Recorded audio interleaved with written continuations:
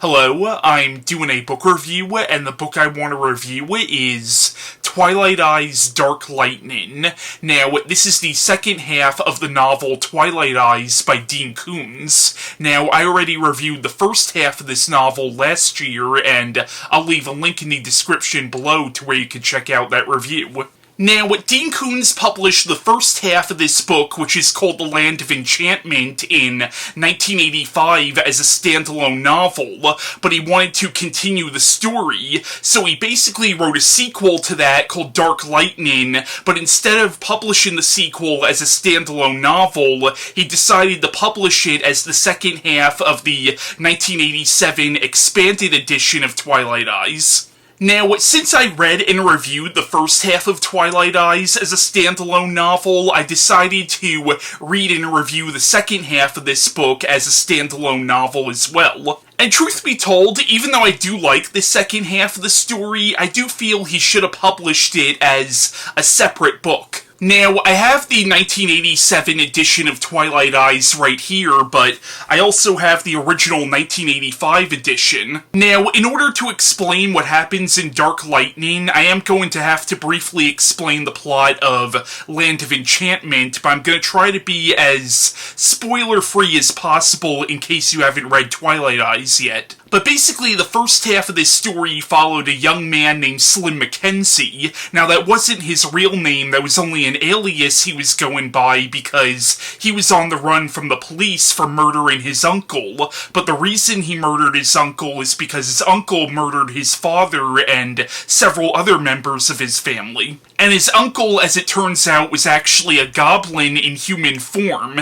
It turns out that goblins live among us and have lived among us for thousands of years, and Slim possesses what's known as the Twilight Eyes, which gives him the ability to see the goblins. But Slim ends up joining this traveling carnival, and this carnival that he joins ends up coming to this small town in Pennsylvania, which it turns out is actually a breeding ground for goblins. Now, this is where I'm going to get into some minor spoilers about what happened in the first half of the story, but basically at this carnival, Slim ends up befriending this deformed man named Joel Tuck, who works as a carnival freak. And I'm not saying that in a derogatory way, that's literally what his job is, but it turns out that he also has the same powers as Slim. He can also see the goblins. Slim also ends up meeting this troubled young woman named Rya Rains, who he ends up falling in love with, and it turns out she can see them too.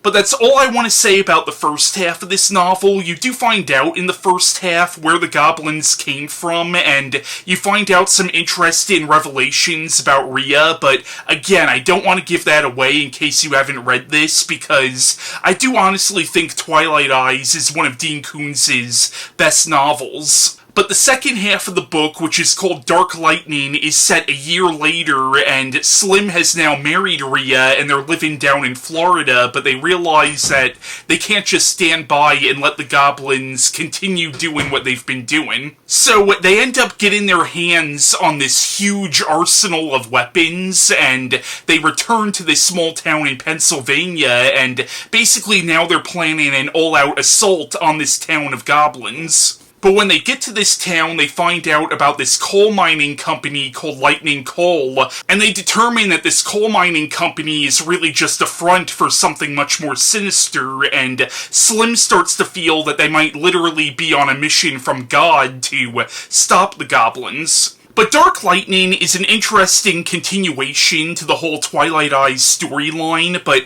as I said before, I do think this second half of the story should have been published as a separate novel, as opposed to just being like the second half of the expanded edition, because if you read the first half, Land of Enchantment, it works so well as a standalone novel. Like, it does leave it open for continuation, but Dean Koontz really didn't need to continue it past that. Like, the first half really is very self-contained. But that's not to say that the second half of the story is worthless. You still get a lot of really interesting insights into the goblins and how they operate as a species. And in the story, I don't want to say you necessarily sympathize with the goblins, because they're still pretty freaking vicious, but you get to kind of understand them a little bit better, and you realize that their hatred for us, it's both built into their DNA, but it's also almost like a religious thing for them. But you realize that their mission is basically the complete and total annihilation of our species. But up until this point, Slim and Rya felt that the only emotions that the goblins were capable of was hate, but there is this subtle implication that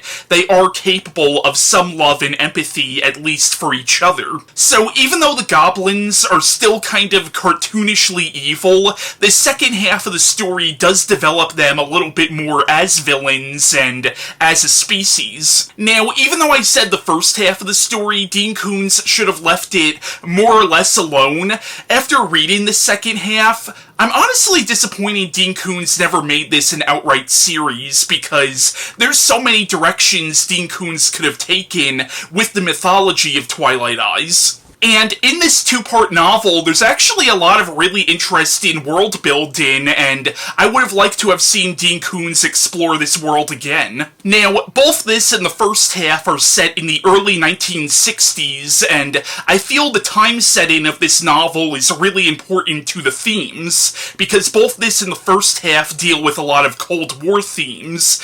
Twilight Eyes is actually a very political novel, because in the book it's implied that the goblins are responsible for all these horrible things happening in the world, but you realize that the goblins did not really make us the way we are. Like, the goblins are not responsible for human evil. Like, we have still made our mistakes as a race, and the goblins represent those mistakes. Now, there's a character in Dark Lightning who Slim and Rya meet, this old man named Horton, who is a pretty interesting character. I don't want to give too much away about this character, but he is a really interesting and important character in the second half of the novel. He also has a dog, and it's kind of implied that this dog might actually have some level of human emotions. Dean Koontz, he definitely seems to have a thing about dogs. So yeah, even though I'm a bit of a broken record in this review, I do prefer the first half of Twilight Eyes, but that doesn't mean the second half doesn't have its own merits. Now, for years they've been trying to do a TV series based on Twilight Eyes, and honestly, this would make a really good series. But for whatever reason, a series did not come to fruition, but Dean Koontz does talk about in the afterword of this how he's met with some producers, and some of the ideas that these producers have had for a series are pretty freaking terrible. But yeah, that was my review on Dark Lightning, the second half of Twilight Eyes by Dean Koontz, and bye.